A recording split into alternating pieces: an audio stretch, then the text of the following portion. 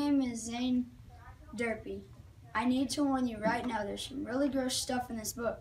And I'm not talking about make-believe gross, like plastic poop and vomit, but stuff so awful, it made my dog hide his nose, and believe me, Bandy will sniff at almost anything.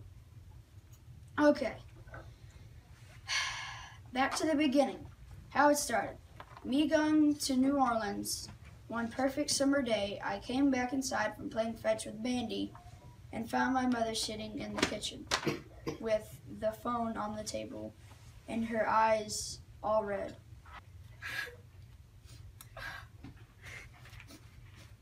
Hello. Did somebody die? No, nothing like that. The opposite. Someone I thought couldn't possibly be alive is still alive. Zane's father had died before he was born. His parents met when they were in the Air Force. And then they got married and moved to New Hampshire and started a new family.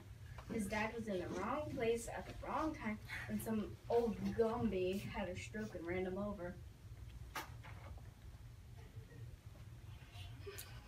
Zane's mom was crying because she was finally able to locate one of her husband's long-lost relatives. Her name is Beatrice Jackson, and they call her Miss Trissy. She's your great-grandmother, and from what she told me, she pretty much raised your father in New Orleans, Louisiana. New Orleans? You said she was from Mississippi. Well, that's what he always told me, Biloxi, Mississippi. After the accident, I called every Dupree in the book down there. We thought they were all gone. You already told me that stuff like a bunch of times. Hey, don't be angry at me, Zany.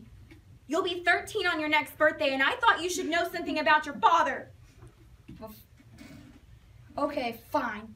So now I know there's an old lady with a funny name that used to know my father. Well, she sounds really lovely and very old, of course.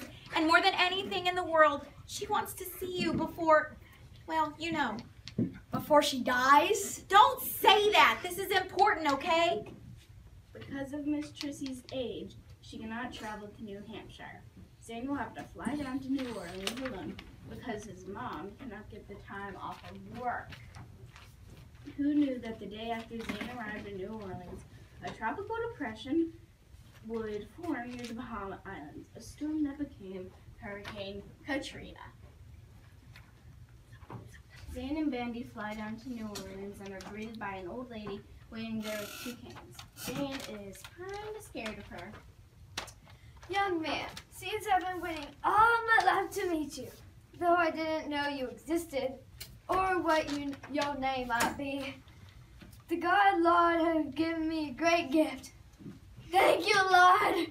Praise be Zane Dupree. You are welcome in my home today and will always be. When she first walked out of the terminal into the heat of the city,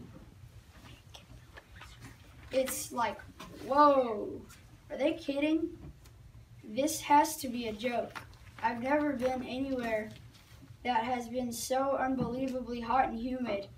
Everything smells kind of sticky and moldy and wet. I didn't know it, but the wet and sticky part was about to get much worse.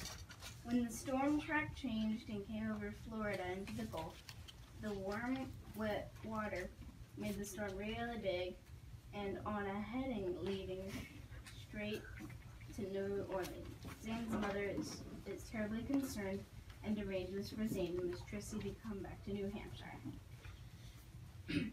Miss Trissy doesn't have a car, so they have to wait for a taxi to come. But before the taxi even arrives, their flight was canceled. You said it yourself, Zane Dupree. We gonna be okay. I guess. Today is Saturday, and the storm don't be coming till Monday soonest, right? That's what they say. So we got all of Sunday. Here's what we're gonna do. Tomorrow morning, we're gonna go to church and see what the Lord provides. The next morning, they make their way to New Mission Zion Baptist Church. Miss Trissy introduces Zane to everyone who hasn't already left.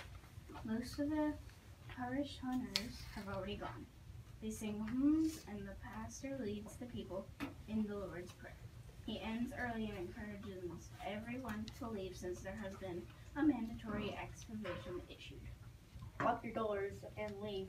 Go to your families. Go to your friends. But you must. You must. Bad winds are coming. Brothers and sisters, and the waters may rise. Get thee to higher ground. Go, go, go. Is there no one to carry you? But best come with me. We'll make room in the bus. An hour later, they are stuck in traffic that is more of a passenger van that has no air conditioning. The pastor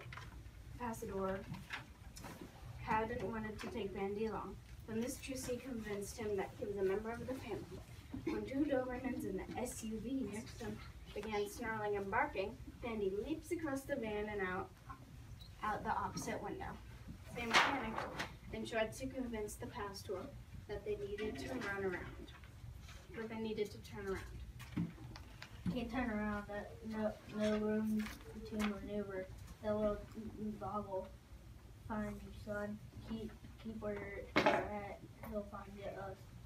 Zane wriggles out through the open window, calling back. I'm going to get Bandy. Don't worry. We'll catch up. I'll be right back. Promise. Zane runs between the narrow gaps between the moving cars. With everyone honking, he finally makes it over the guardrail, hoping to catch sight of Bandy. When Bandy gets his attention with his little bark, he rushes up to pick him up. Just before, when he reaches Bandy, Bandy shoots off and Zane rushes after him, following Bandy for miles. They find themselves standing in front of Miss Trissy's house. Zane calls his mom, who is happy to hear that he is okay, but very upset that he's not in the van with his granny.